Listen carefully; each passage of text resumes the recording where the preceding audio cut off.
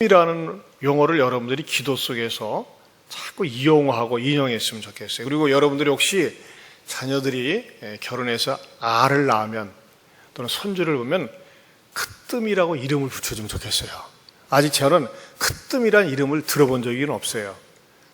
야, 크뜸이가 무슨 뜻이냐 물어본다면요, 얼마나 설명하기 좋아요. 네, 크게 되고 으뜸이 되라고, 그래서 크뜸이라고 지어주셨대요. 그러면요, 그 이름을 가지고 사명감을 가질 거 아니에요. 어떤 사람은 이름을 노골적으로 막 색깔을 크게 드러내는 사람도 있어요. 근데 그건 좀 부담스럽거든요. 근데 크뜸이 속에 이렇게 감추어져 있어요. 그 물어봐야 돼. 그래서 그 의식 속에 어떤 마음을 갖겠어요? 맞아, 나는 크게 돼야지, 으뜸이 돼야지. 그런데 크게 되고 으뜸이 되는 건 그냥 되는 겁니까? 크뜸의 원리가 뭐라고 그랬어요? 크게 되고자 하는 자는 섬기는 자가 되어야 한다. 으뜸이 되고자 하는 자는 종이 되어야 한다. 그리고 섬기고 종이 되기를 원하는 사람은 하나님께서 크뜸이로 써주신다. 이 크뜸이에 대한 소원을 여러분들 자신과 여러분들의 자녀들도 같이 공유할 수 있기를 축원합니다. 새롭게 하나님께서 우리들에게 예배당을 주시면서 새 은혜, 새 역사, 새 섬김이라는 주제를 가지고 말씀을 드렸습니다. 하나님께서 주신 이 아름다운 예배당을 통해서 저는 이 표가 여러분의 삶 속에 말이죠, 딱 자리를 잡았으면 좋겠어요. 얼마나 좋은 주제인지 몰라요. 자, 우측을 보시면서 다시 한번 크게 읽어봅니다. 시작. 성도여, 새 은혜, 새 역사, 새 섬김으로 나아가자. 얼마나 좋은 주제인지 몰라요. 그러면서도 하나님 앞에 나와서 왼쪽의 주제를 한번 읽어볼까요? 시작. 하나님이여, 진리로 드리는 우리 예배를 받으시옵소서. 아멘. 우리가 영과 진리로 우리가 예배를 드릴 때 하나님께서는 하늘문을 여시고 하늘에 풍성한 복을 주시리라 믿습니다. 제가 이 본문을 가지고 새 은혜라고 하는 첫 번째 주제에 대해서 말씀을 드린 적이 있어요. 그런데 오늘은 또 다른 측면에서 이 말씀을 드리고자 합니다. 먼저 우리가 본문을 통해서 확인할 수 있는 것은 원래 우리는 인정받을 수 있는 존재가 못 되었다고 하는 것입니다. 한번 따라서 해보실까요? 원래 인정받을 수 있는 존재가 못 되었다는 것입니다. 누가 그럴까요? 사도 바울이 그랬습니다. 사실 사도 바울은요, 정식으로 너는 사도야 라고 호칭을 받을 만한 그런 객관적인 그런 근거는 좀 약했습니다. 그런 서류가 미비했어요. 왜 그러느냐? 사도라고 하면은 먼저 예수님 밑에서 3년 동안 제자 훈련을 받았어야 했어요. 그리고 예수님이 직접 부르셔야 했어요. 저에게는 공적인 대표 기도를 아무나 시키지 않고 제자 훈련 받은 분들에 한해서 공적인 기도를 남녀를 구분하지 않고 시킵니다. 그리고 또 본인이 나는 제자 훈련 받고 제 대표 기도를 하나님 앞에 해야 되겠지만 너무나 부족해요, 아직 못하겠어요, 이렇게 사양하는 분들은 시키지 않습니다. 사도 바울은요, 제자 훈련을 예수님 밑에 직접 받지도 못했고 또 예수님이 직접 육성으로 부르신 건 아니에요. 환상 가운데 부르셨거든요. 그렇기 때문에 사도 바울은 말이죠, 어떤 나름대로 컴플렉스가 있었느냐, 사도 바울도 그렇게 얘기하잖아요. 9절에 보면 나는 사도 중에 가장 작은 자라, 나는 하나님의 교회를 박해하였으므로 사도라 칭함받기를 감당하지 못할 자니라. 사도 바울이 자기가 사도라고 사람들한테 얘기할 때 이 사도권에 대해서 시비를 거는 사람들이 있었어요. 네가 무슨 사도냐, 예수님 직접 부른 적도 없고 3년 동안 같이 제자 훈련 받은 흔적도 없는데 너 가짜 사도 아니야?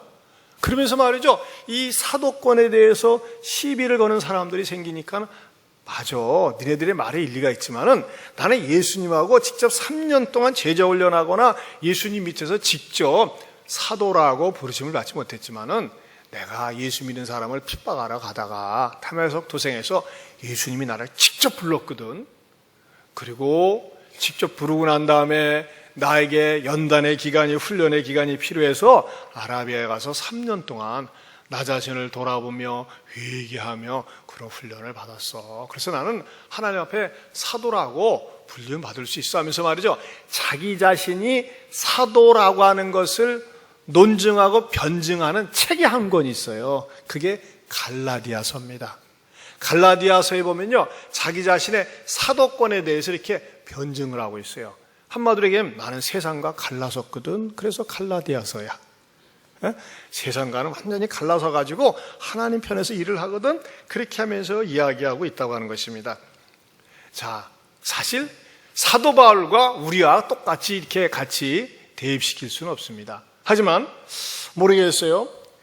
사도 바울은 원래 사도 바울이라고 인정받을 수 없는 존재였는데, 그렇게 불림받을 수 없는 존재였는데 하나님께서 불러주시니까 감격해서 그는 고백하고 있어요. 내가 감히 하나님의 사도라니. 저는 저를 돌아볼 때도 그렇게 생각을 합니다. 저는 모태신앙입니다. 어머니 뱃속에서부터 지금까지 한 번도 교회를 떠난 적이 없어요. 그런데요, 저를 제가 돌아볼 때요, 제가 만약에 하나님께서 특별한 은혜를 주지 않았더라면 저는 아주 전형적인 뺀질뺀질되고 까칠하고 굉장히 비판적이고 건방진 교인에 머물렀을 거예요. 따지기 좋아하고 비판하기 좋아하고 말이죠. 그냥 교회를 유희장으로 노는 거로. 왜냐? 저는 그 노는 걸 중고등부 때 배웠거든요. 워낙 주일학교가 재미없어가지고 중고등부 때 중고등부 예배 딱 마치면 친구들과 올려가지고 꼭 화투를 쳤어요. 네. 근데 저는 화투를 칠 줄은 몰라. 근데 구경만 했는데 아무튼 애들이 그렇게 카드 놀이하고 화투 치고 말이죠. 그러니까 예배는 그냥 놀이의 색다른 공간이에요. 그런 분위기 속에서 중고등부를 이렇게 어울리고 다녔었어요. 그러면서 앉으면 말이죠, 누가 어떻더라 맨날 비판하고 정죄하고. 저는 그렇게 자라날 수밖에 없었고, 올챙이처럼 머릿속에 아는 것은 좀 있고 뭐 정확하게 하는 것도 아니고 있으면서 맨날 비판하고 성경의 문제점 얘기하고 공격적이고, 그러면서 까칠하게 신앙생활하고 교회를 다니면서도 굉장히 이기적으로 복음 받기 원하고 주기는 아깝고 하면서 말이죠, 전형적인 미운 크리스찬. 차라리 크리스찬이 되지 않았으면 좋을 법한 그런 교인이 바로 제가 되었을 것입니다. 그런데 하나님께서 긍휼을 베푸시사 여러 가지 연단을 통해서, 고난을 통해서 제 마음을 낮추시고 진리에 대한 목마름을 주시고 사모함을 주시면서 하나님 앞에 은혜를 받게 하신 다음에 제 마음속에는 어떤 확신이 자리를 잡았느냐? 이야, 예수님만이 정말 나의 구세주 하나님이시구나. 제가 은혜를 받기 전에는 어떻게든지 교회를 도망치고 싶었어요. 아유, 예수 믿는 거 지긋지긋해 말이야. 여기서 좀 이 굴레에서 벗어날 수 없나? 매주 교회 나가야지 말이지. 이런 생활이 저는 지긋지긋하게 생각했던 적이 있었어요. 어느 때? 은혜를 받기 전에. 그런데 하나님의 은혜가 내 안에 찾아오니까요, 이야, 나 같은 놈 뭔데 하나님께서 불러주셔가지고 예배를 좋아하게 하고 말씀을 즐겁게 듣게 만드시고, 그러면서 말이죠, 이 노래는 내 노래가 될 수 있어요. 주님만이 나의 힘, 나의 방패, 나의 참 소망, 나의 몸 정성 다 바쳐서 주님 경배함. 여기만 다시 한번 부릅시다. 주님만이 나의 힘, 나의 방패, 나의 참 소망, 나의 몸 정성 다 바쳐서 주님 경배함. 한 번 더. 주님만이 나의 힘, 주님만이 나의 힘, 나의 방패, 나의 참 소망,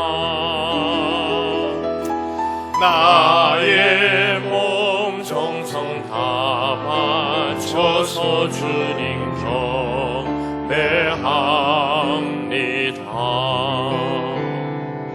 제가 은혜를 받고 보니까요, 제가 이 세상에서 가장 잘하는 것, 가장 복받은 것은 예수 믿는 거더라고요. 예수님이 항상 떠나지 않아요. 정말 주님만이 나의 힘, 나의 방패가 되시더라고요.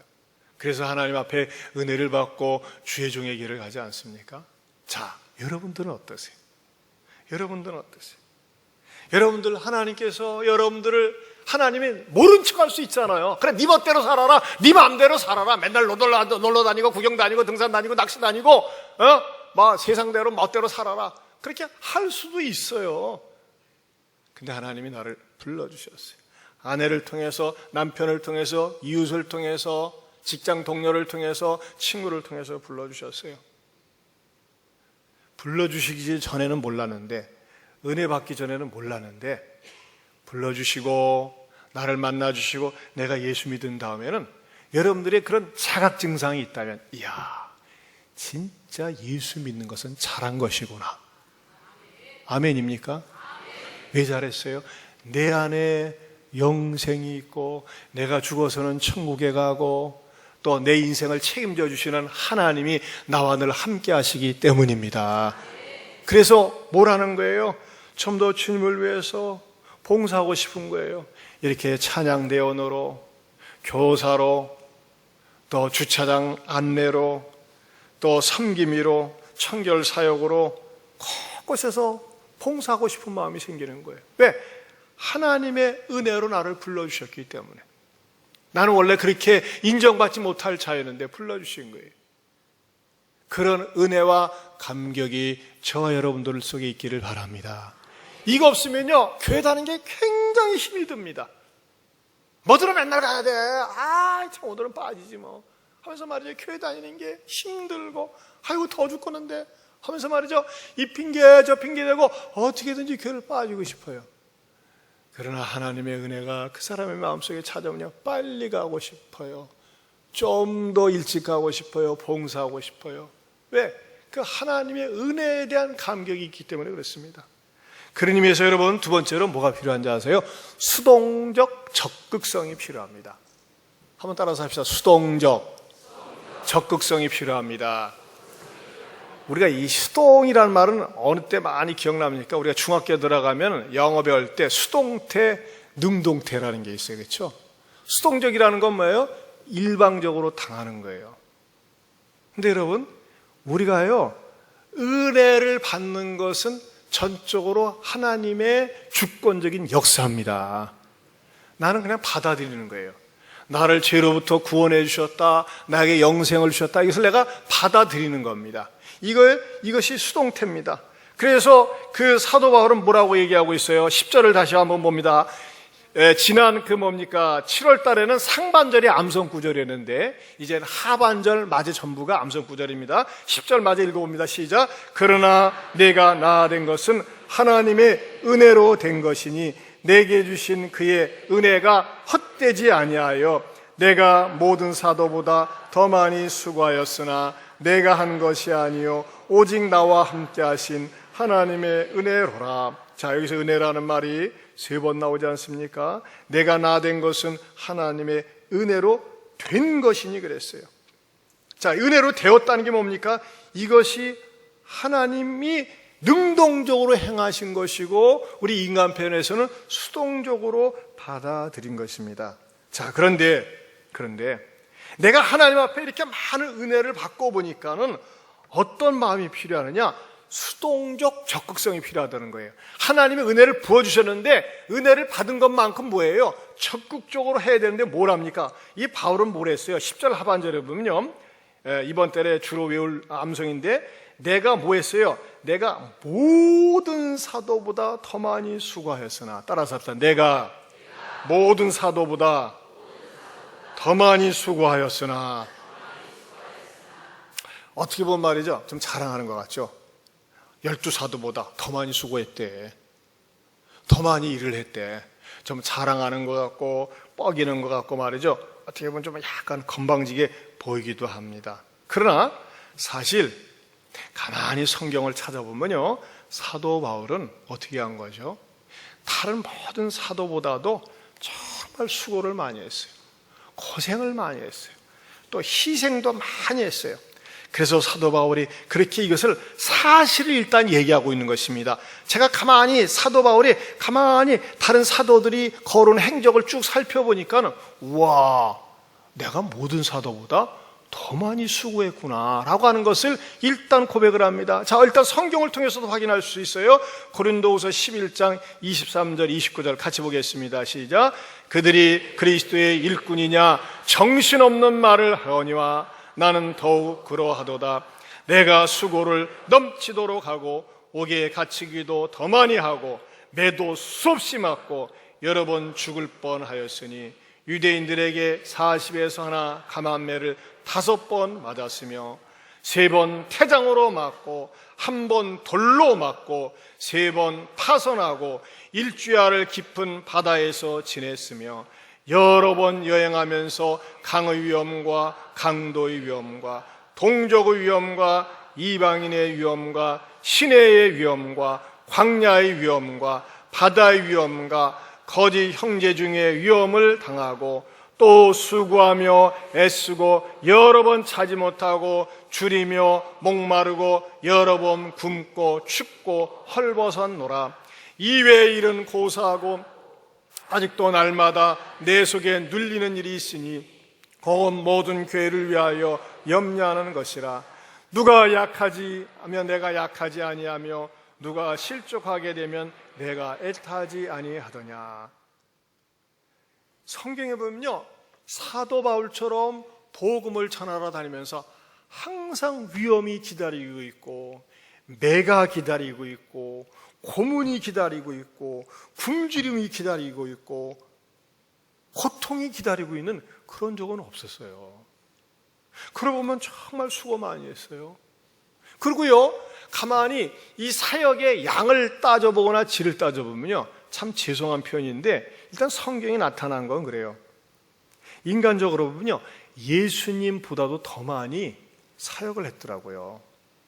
예수님이 돌아다니신 행동 반경은 뭐 베들레헴, 예루살렘, 가버나움, 뭐 갈리바다, 뭐 그렇게 많이 돌아다니셔봤자 뭐 경기도 정도 안팎이에요. 근데 사도 바울은요, 이제 요한복음 강의 끝나면 제가 사도행전을 강의하게 되는데 사도행전을 보면은 여러분의 이해를 돕기 위해서 백두산에서 한라까지 돌아다녔어요. 그리고 심지어는 중국까지. 그 정도로 넓은 범위를 사도 바울은 교통수단도 뭐 버스나 승용차로 다닌 게 아니라 낙타 타고 말 타고 다니면서 그렇게 사역을 했어요. 아시아 전역이 사도 바울의 말하자면 선교 영역이었다고 하는 것입니다. 그러면서 사도 바울은 그렇게 무지무지하게 수고를 많이 했어요. 왜? 받은 은혜가 많다 보니까는 그렇게 수고를 한 거예요. 그렇다면 사랑하는 성도 여러분, 제가 여러분에게 한번 솔직한 질문을 좀 드리고 싶어요. 여러분 가운데 어떻게 사세요? 옛날에 비해서 지금 어떠세요? 아유, 하나님 은혜로 많이 좋아졌죠. 하나님 은혜로 복 받았죠. 이 정도 살면 하나님 은혜죠. 그렇게 얘기할 수 있습니까? 아멘입니까? 대부분 그렇게 얘기를 합니다. 그렇다면 제가 또 날카로운 질문을 하나 할게요. 옛날에 너무너무 가난하게 고생하던 시절이 있었어요. 옛날에 평상에 누워 있어가지고 아이고 좀 걸어 다닐 수만 있으면 그런 때도 있었어요. 옛날에 너무너무 힘들고 죽고 싶을 그런 때도 있었어요. 근데 시간이 지나고 보니까는 하나님의 은혜로 여기까지 이만큼 인도해 주셨더라 이겁니다. 그런데 그 하나님의 은혜에 비례해서 얼만큼 더 수고하고 있다고 생각을 하십니까? 은혜가 부어지고 은혜로 인도함을 받았는데 그 은혜에 비례해서 나는 정말 주를 위해서 얼만큼 더 수고를 해왔는지요. 오히려 더 이기적이고 더 계산적이고 더 나만 복받는 것에 관심이 있지는 않습니까? 여러분, 그런 사람들이 교회 욕을 먹이는 거예요. 그런 사람들이 세상에 하나님의 영광을 가립니다. 나의 나된 것은 하나님의 은혜입니다. 내가 이만큼 사는 거 하나님 은혜죠. 옛날엔 단칸방에 살았어요. 옛날엔 쫓겨다니며 살았어요. 옛날엔 근근히 살았어요. 옛날엔 몸뚱아리 하나도 움직이기 어려웠어요. 그런데 이만큼 사는 것, 가정이 평안한 것, 안정된 것, 교회가 이만큼 된 것, 아무리 생각해도 하나님의 은혜입니다. 아멘입니까? 그렇다면 다시 여러분들에게 질문하고 싶어요. 바울은 그 은혜의 감격에서 모든 사도보다 더 많이 수고했다고 하는데, 우리는 주를 위해서 더 많이 수고한 것이 과연 몇 번이나 있으며 얼마나 될까요? 이거는 저한테도 던지는 질문입니다. 오주환 목사야, 내 이놈! 네가 예배당 좋은 예배당 주어졌다고, 환경 좋아졌다고 까불지 마라. 잘난 척하지 말아라. 참 저는 두렵고 떨리는 마음이 있습니다. 14년 동안 답답한 목양실에, 그것도 감사했지만 지금 쾌적한 목양실이 주어졌어요. 얼마나 하나님 앞에 부끄럽고 죄송한지. 더 말씀을 잘 준비하고 더 많이 기도하고 싶고 더 많이 사랑하고 싶고 더 수고하고 싶은 그 간절함을 하나님이 주시더라고요. 여러분 어떠세요? 여러분 얼마나 고생할 때가 있었어요. 얼마나 빚에 쫓겨다니고 얼마나 힘들고 허리 못 필 때도 있었잖아요. 그러나 지금은 어때요? 지금은 옛날보다 더 어려우세요? 대부분 그렇지 않을 거예요. 그러나 여러분, 내가 주를 위해서 얼마나 더 수고하고 있냐 이거예요. 자, 간당간당 내 신앙 하나만 유지하지 않습니까? 그저 나는 복 받는 것에만 관심이 있고 잘 되는 것에만 관심이 있지 않습니까? 부끄러운 교인의 모습입니다. 적어도 우리들의 삶 가운데 내가 받은 은혜가 많이 있을수록 주여 내가 더 많이 수고하길 원합니다. 나 자신을 위해서 수고하는 것이 아니라 공적인 유익을 위해서, 공동체 유익을 위해서, 교회 유익을 위해서 더 많이 수고하게 하여 주시옵소서. 그 수고는 뭐로 나타나야 될까요? 새 은혜, 새 역사, 새 섬김입니다. 롯데그룹 최근에 계속 뉴스에 오르내리는 거 보세요. 누가 부러워합니까? 와, 돈 많으니까 저렇게 되는구나 부러워합니까? 아니에요. 답답해요. 안타까워요. 돈이 왼수가 되는 거예요. 부자지간을 갈라놓고 형제지간을 갈라놓지 않습니까? 왜? 자기들밖에 모르니까. 저는 저나 여러분이나 이기적인 그리스도인들이 되지 않기를 바랍니다. 은혜를 받을수록 더 많이 수고하고 싶은 그러한 갈망과 욕구가 있기를 축원합니다. 지난주 화요일날 상반기 제자반을 마무리하는 가운데 서로 돌아가면서 받은 은혜를 나누는데 어느 집사님이 그러더라고요. 그 집사님 말이죠. 자기는 하나님 앞에 지금 봉사하는 거가 좀 더 많이 하고 싶다는 거예요. 그 집사님 지금 열심히 봉사하고 있거든요. 식당에서 청결사역으로 봉사하고 있고, 또 학교에서는 말이죠, 탁월한 수학 선생님으로 영재반을 지도하고 있고, 또 개인적으로는 또 공부가 끝나고 나면 가서 또 밭농사도 하고 있고 열심히 해요. 근데 말이죠, 하나님의 은혜가 이분에게 딱 임하니까는 제가 이렇게 관찰한 바에 의하면 저는 예배당에 딱 들어오면 설교 여기 땅 시작했다면 일단 묵상을 합니다. 눈을 딱 감고 있다가 졸다가 주무시다가 툭 치면 깨다가 그렇게 예배를 드렸었는데, 지금은 그냥 열심히 설교를 메모를 하고 말씀을 받아들이고, 전에는 신앙이 내 신앙이 되지 못하고 그냥 예수나 석가모니나 공자나 위대한 성자 가운데 하나로 알았는데 직접 고백을 합니다. 예수님은 나의 구세주가 되십니다. 하나님의 성령이 내 안에 있습니다. 이분의 마음속에 거룩하게 살려고 하는 아름다운 욕망이 있는 거예요. 그러면서 이렇게 말하는 것 때문에 주변에 앉은 사람들에게 어떤 사람한테는 부끄러움을, 어떤 사람한테는 감동을 줬어요. 목사님, 터봉사하고 싶습니다. 청결사역으로 양이 안 찹니다. 3가지를 다 하고 싶대요. 그 집사님한테 은사가 있어요. 이렇게 목공의 은사가 있어요. 그래서 지금 예배 시간에 나오는 거 헌금한 그 집사님한테 부탁해가지고 개인적으로 제작한 거예요. 그런 은사가 있어요. 더 많이 주님 앞에 봉사하고 싶습니다. 섬기고 싶습니다. 뭐예요? 하나님의 은혜가 그분의 마음속에 임했기 때문에 그렇습니다. 하나님의 은혜를 아는 사람은요, 더 많이 수고하는 것에 대해서 인색하지 않습니다. 오히려 감사한 마음이 있어요. 쓰임받는다는 감사. 여러분, 더 많이 수고하는 사람들에게, 은혜 받아서 더 많이 수고하는 사람들에게 임하는 또 다른 놀라운 축복이 있는데 그게 뭔지 아십니까? 3번째로, 오직 나와 함께 하신 하나님의 은혜의 근거를 뒀다는 것입니다. 한번 따라서 하실까요? 오직 나와 함께 하신 하나님의 은혜. 여러분, 우리가요, 주를 위해서 더 많이 수고하면요, 주를 위해서 더 많이 수고하는 사람에게 주신 특별한 축복이 있는데 뭐냐면 하나님의 임재를 강하게 체험하는 거예요. 하나님의 임재. 그 하나님은 창조주 하나님, 나를 위해서 놀라운 계획을 갖고 계신 하나님, 언제나 나와 함께 하시는 하나님, 내 삶을 알고 계신 하나님, 그리고 보상해 주시는 그 하나님. 사도 바울은 뭐라고 고백하고 있어요?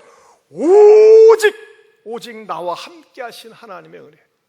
하나님이 늘 함께 하는 거예요. 저도 그것을 종종 체험합니다. 저는 우리 이 예배 속에 오늘 모든 분들이 마저 하나님이 정말 나를 버리시지 않고 함께 하시는구나. 하나님의 강한 임재 체험이 여러분의 삶 가운데 있기를 축원합니다. 여러분, 복음을 위해서 더 많이 수고하면요, 하나님이 그 사람을 특별 관리해 주시고 도와주시고 인도해 주십니다. 믿습니까? 지난 청동원 주일 때 어느 집사님이 누구를 전도하셨는데 그 과정이 굉장히 은혜가 되더라고요. 그래서 집사님, 그걸 말로 하지 말고 나한테 간증문을 써서 좀 주셔 했더니 저한테 주셨어요. 그래서 잠깐 읽어드릴게요. 저는 7, 8년 전까지는 모현동 현대 아파트 상간에 있는 그 미용실을 2군데 이용했는데 양쪽 미용실을 다니면서 시간만 나면 복음을 전했습니다. 어느 순간에 이번에 청동원줄에 나온 구모 성도가 운영하는 지오지아 미용실 한 군데로 계속 다닌 지는 약 5, 6년 정도 되는 듯 합니다. 전도에 대한 사명감도 있고 청동원주일도 있고 해서 습관적으로 교회 한번 나오셔서 말씀을 들으시라고 그 미용실 원장에게 줄기차게 권면했습니다. 그때마다 그분이 하시는 말씀은 시간 되면 생각해 볼게요 였습니다. 추운 겨울이 되면 의식적으로 미용실 앞에서 맛있는 호떡집에 들려 호떡을 사서 같이 나누어 먹기도 하고 늘 가족처럼 대하며 복음을 전했으나 늘 청동원주일에 한 번 시간을 내겠다고 하지만 좀처럼 시간을 못 내었습니다. 그러던 몇 년이 지나 최근 1년 전 그 미용실 원장님이 사정이 생겨 모현동 현대아파트에서 중앙 하이츠 앞으로 미용실을 이전하게 되었습니다. 마음 같아서는 이제 포기하고 집 주변에 있는 다른 미용실을 개척하고 싶었지만 지금까지 씨를 뿌린 것과 언젠가는 올 것이라는 믿음으로 아내인 채집사에게 위치를 확인하여 다시 가기 시작했습니다. 보통은 미용실이나 본인 거주지가 옮기면 미용실도 옮기지만 잊지 않고 다시 찾아주니 참으로 고마워했습니다. 그 사이에 저도 또 다른 곳으로 이사도 했고요. 더욱이 아내인 채집사가 그리고 2 아들까지 4명이 미용실을 옮겼음에도 불구하고 변함없이 찾아가 머리를 맡기니 매우 좋아했습니다. 제가 미용실을 갈 때는 가능한 그 원장님이 한가하고 편한 시간을 나름대로 계산하여 그 시간에 갔습니다. 왜냐하면 많은 손님이 있으면 복음으로 전하기가 어렵고 대화조차도 하기가 어렵기 때문이었지요. 그래서 그 미용실 원장님이 한가한 시간을 전략적으로 선택하여 가서 대화를 충분히 할 수 있었고 가정적인 대화까지 편하게 나눌 수 있었습니다. 언젠가는 너무 한가한 평일은 오후 4-5시에 가서 이발하면서 대화를 하면서 복음을 전하기 시작했습니다. 복음을 전하는데 다른 손님도 없고 성령께서 저에게 감동을 주셔 내 자신이 평소 부르던 찬양을 3절까지 쉬지 않고 축복송으로 불러줬습니다.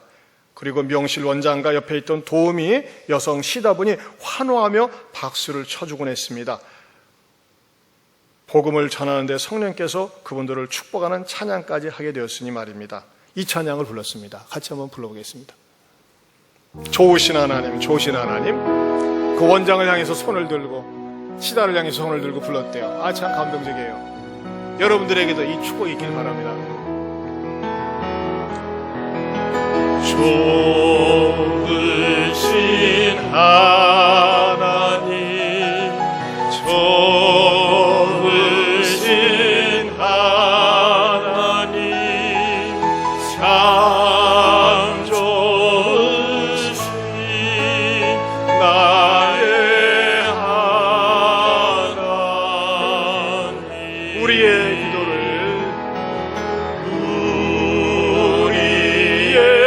기도를 응답해 주시는 참 좋으신 나의 하나님.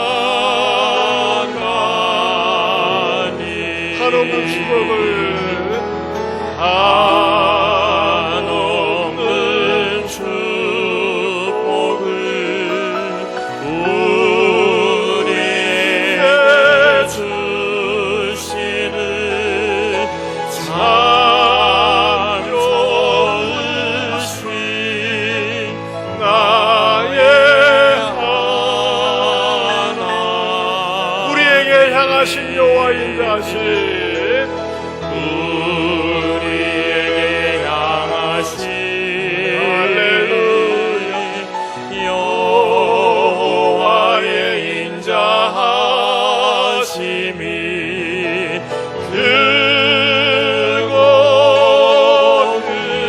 크고다 크시도다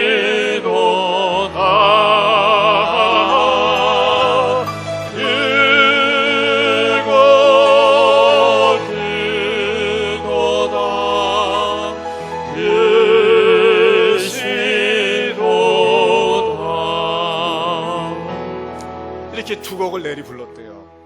그리고 뭐라고 글에다가 가로쳤냐면, 목사님 지금 생각하니 제가 완전히 성령에 취해 미친 것 같습니다.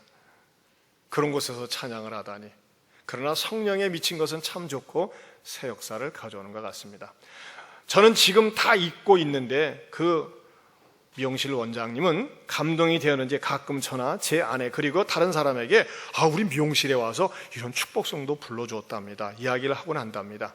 그러던 중 그 원장의 남편인 정모 성도가 직장 생활하면서 개인 사업자를 설립하여 동업하는데 법인 설립을 검토하고 있다며 남편이 저와 상담을 원한다고 했습니다.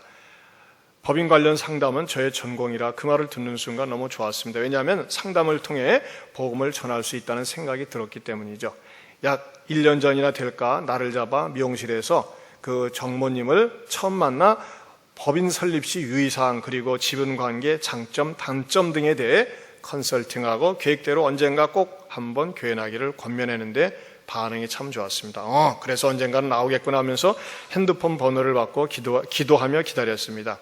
그러던 중 지난 6월 28일 총동원 주일에 초청할 40명가량의 타켓 리스트를 작성하면서 이번에는 그 원장 부부를 꼭 초청하여 말씀을 듣게 하겠다는 열정이 쏟아졌습니다. 3달 전, 2달 전, 1달 반 전, 1달 전, 2주일 전, 일주일 전, 그리고 총동원 주일 하루 전까지 수시로 전략적으로 방문하면서 이번에는 꼭 오셔서 말씀 듣기를 간청했습니다. 아울러서 그 부부에게 동시에 전화도 통화했습니다. 마지막 하루 전에 채집사와 서로 초청한 분들이 몇 명이나 오기로 약속했으며 누구누구가 오기로 했는지 확인하면서 약간의 긴장의 시간이 있었으며 오기라는 명단에 그 원장 부부도 있었죠. 이번에는 꼭 와서 말씀 듣기를 기도하면서 6월 28일을 시험 치르는 마음으로 맞이했습니다. 감사하게도 많은 분들이 오셨는데 그중 원장 부부가 온 것은 정말 익사이팅했습니다. 이분들은 교회에 20대 초반에 다니고 지금까지 25년 이상 방학한 분들인데 이렇게 와서 말씀을 들으니 참으로 감사했습니다. 성령님의 역사가 펼쳐지는 순간이었습니다. 25년 만에 처음 오신 부부가 감사헌금을 했어요. 저는 이분이 누군가 했어요. 매주마다 감사헌금하면 제가 이 명단을 누군가의 기도하느라 살피는데 낯선 명단이에요. 그리고 등록도 하지 않은 분이야. 나중에 알고 봤더니 총동원주달 오셔가지고 헌금을 했는데 헌금도 크게 하신 거예요. 그래서 이야, 대단한 분들이다 했는데 알고 보니까 이분들이 감격이 돼가지고서 그날 또 이제 그 총동원주일날 헌금도 하고 다음 주 등록을 했어요. 더 놀라운 사실, 그 다음 주일날 등록한 그 다음 주일날 미용봉사를 하는데 낯선 분이 와서 미용봉사를 해요. 그래서 이분이 누군가 내가 어디서 많이 본 거는 같은데 모르겠어요. 나중에 알고 봤더니 바로 우리 집사님이 전도한 그분, 미용실 원장하는 그분이 또 감격스러워가지고 등록하자마자 한 주 만에 미용실 봉사, 차원봉사로 비전센터 내려와서 하셨다고 하는 것입니다. 와, 저는 성령님의 일하심을 강력하게 느끼는 순간순간이었습니다. 또한 5, 6년 동안 포기하지 않고 단순, 반복, 지속, 선포하면서 권면했더니 창세전에 하나님께서 그리스도 예수 안에서 예배하시고 택한 백성은 언젠가는 교회에 나온다는 체험을 한 것입니다. 우리 예한교회가 새 예배당에 입당하면서 성령께서 새 은혜, 새 역사, 새 섬김의 미션을 주셨는데 바로 이게 새 역사의 출발점이 아닌가 생각하며 성령 하나님께 감사와 찬송과 영광을 돌립니다. 그러면서 우리 집사님이 가로치고 이렇게 했어요. 목사님, 또 우리 고모 집사님도 같은 미용실을 이용하면서 이 원장에게 늘 한번 오라고 권면했는데 그분에게도 격려해 주세요 그랬어요. 같이 했다는 거예요. 나눠 갖게 했다는 거예요. 여러분, 저는 이 스토리를 쭉 간증을 들으면서 정말 감격이 되더라고요. 내가 받은 은혜 혼자만 갖고 있지 않고 사람들을 만나면서 애쓰며 수고하는 거예요. 예? 이분의 사회적 지위도 말이죠, 이렇게 시시한 지위가 아니에요. 하지만 자기를 내려놓고 말이죠, 가가지고서 노래를 불러주고 복음을 전하고 수년 동안 쫓아다니면서 얼마나 복음에 대한 값진 수고입니까? 우리가 오늘 1시에 51명의 선교 단원들이 태국으로 갑니다. 이것도 저는 값진 수고입니다. 우리 교회에서 이렇게 섬길 수 있다는 것이 얼마나 감사한지 모릅니다. 사랑하는 성도 여러분, 우리가 복음을 위해서, 이웃을 위해서, 공익을 위해서 수고를 해보세요. 어떻게 됩니까? 내가 선하고 의로운 일, 복음을 위해서 수고할 때 나타나는 특별한 현상, 축복이 뭔지 아세요? 오직 나와 함께 하시는 하나님의 은혜를 진하게 느낄 수 있습니다. 여러분들은 어느 때에 하나님의 강한 임재를 체험하면서 하나님 나를 사랑하시는군요, 하나님 나를 버리시지 않고 정말 하나님 나 좋아하는군요 하면서 찬양이 터지고 감사가 터지고 그래 본 적이 몇 번이나 있습니까? 사랑하는 성도 여러분, 내가 이만큼 사는 것, 이 자리에 있는 것, 이 정도 된 것, 하나님 은혜가 아닐까요?